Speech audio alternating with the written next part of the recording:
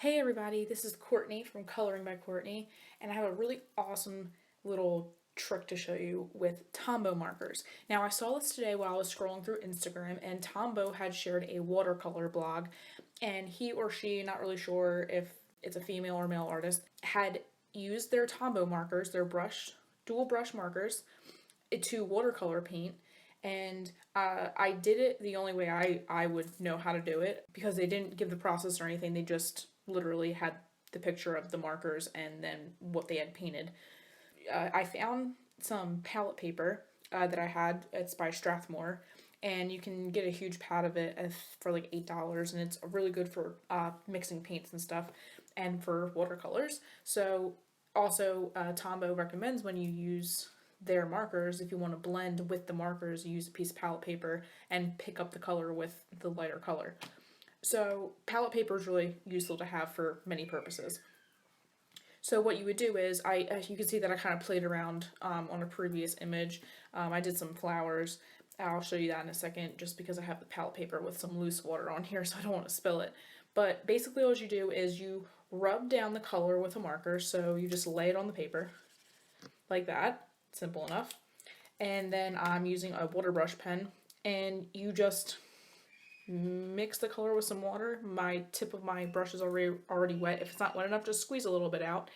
And then you just basically paint with it. You can't really see it in the focus, but it's really, really simple.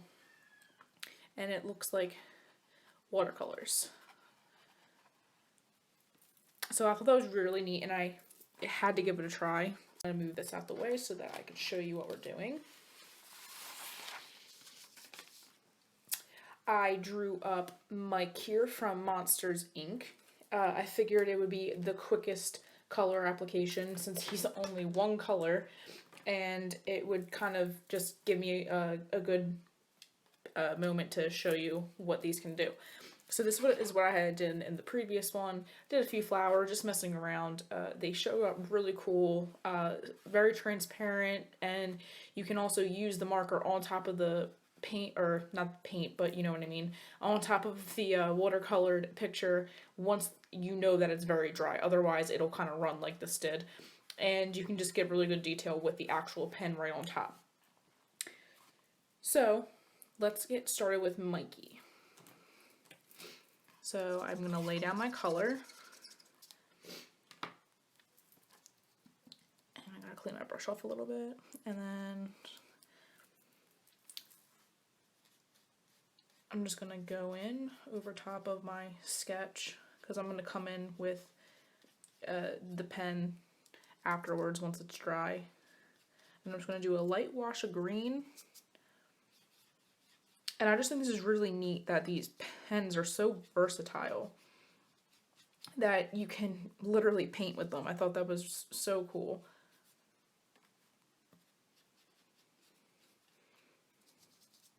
I'm going to do a couple layers of this color just to get him a little bit more vibrant.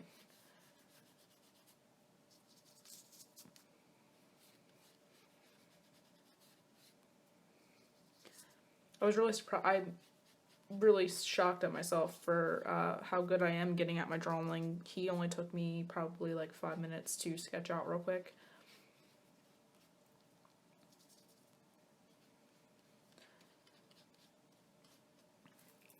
And then I'll go and color in his arms and such so that the body can get some time to dry. Now I am doing this in a watercolor journal, so the paper can withstand a lot of water and layers. However, if you're going to use this in a coloring book, I recommend not using as much water as I am right now. Maybe even use Gamsol, because it doesn't warp the paper as bad as water will. But by all means, go for it if you think that the paper in your book is thick enough.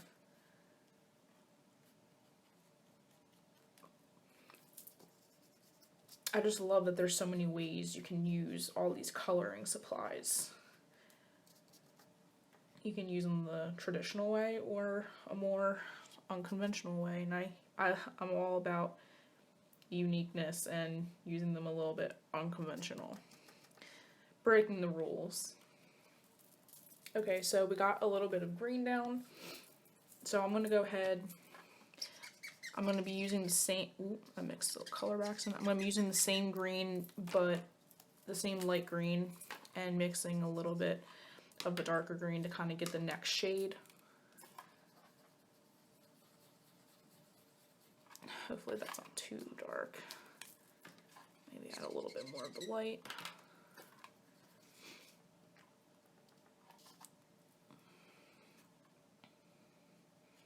Perfect.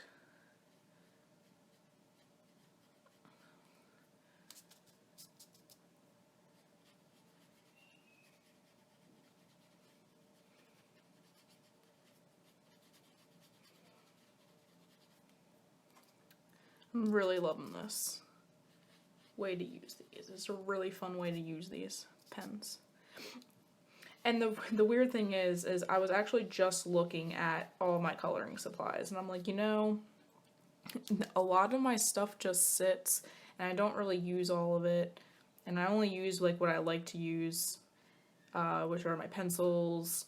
And I was like, you know what, I need to find a use for these. And I was looking at my Tombows the other day, but I'm just not a marker person, but I'm a paint person, and I love watercolors, so this is like awesome, because now I feel like I'll go and use these all the time.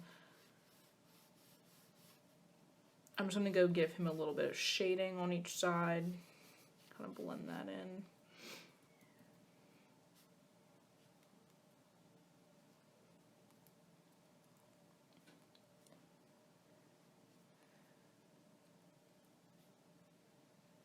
You just want to be careful too, if, you know, you do want to go and try to, you know, paint something like this with watercolors, you do have to give drying time so that you don't wash out any lighter colors or have anything blend that you didn't want to blend. So it's really important just to make sure that you allow some drying time for some stuff. And, you know, work on different areas so that you're not just sitting and waiting. I just have to lay a little bit of color down.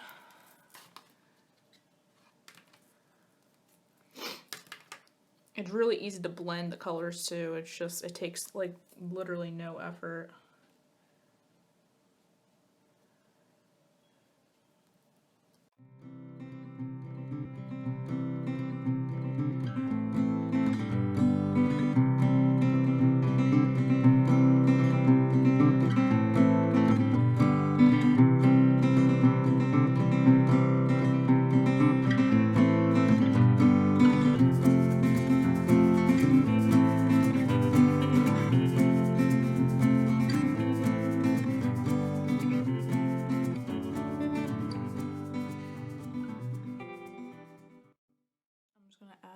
Some darker green now for a little bit of dramatic shadow. I hope I don't regret doing this because I don't know how dark this is going to be. Oh, it's not that bad.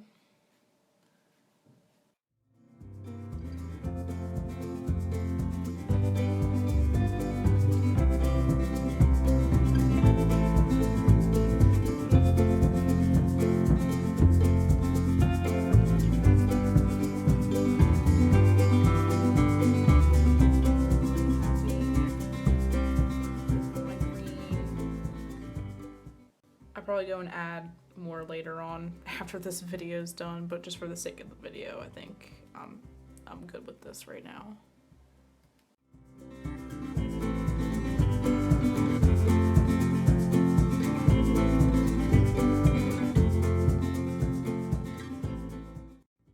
Alright, before I ruin it and mess it up, I'm gonna stop right there.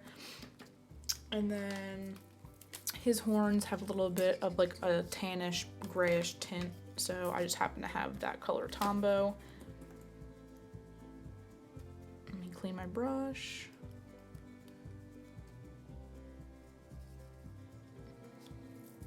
I don't know how good this is showing up on camera.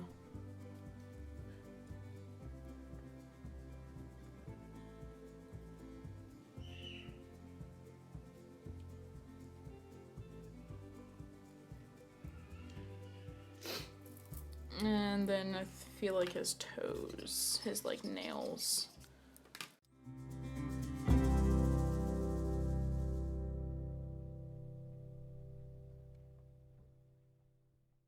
Alright, now for his eye. Now his eye, I went and mixed together some blue and a shade of green to kind of get, you know, his correct eye color, which is kind of like just like this bluish green. And I'm gonna go and just fill that in, and I'm going to wait to add detail to that once it dries. So not sure if I'll be able to do that in this video, but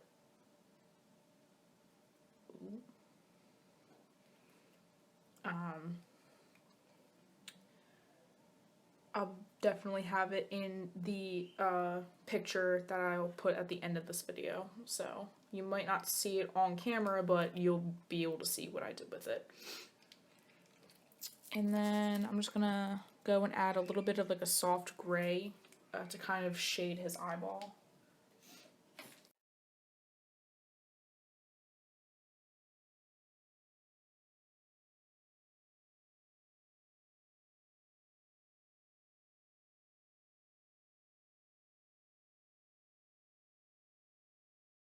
So I'm going to leave it like this right now, and I will come back and ink him when he's a little bit more drier.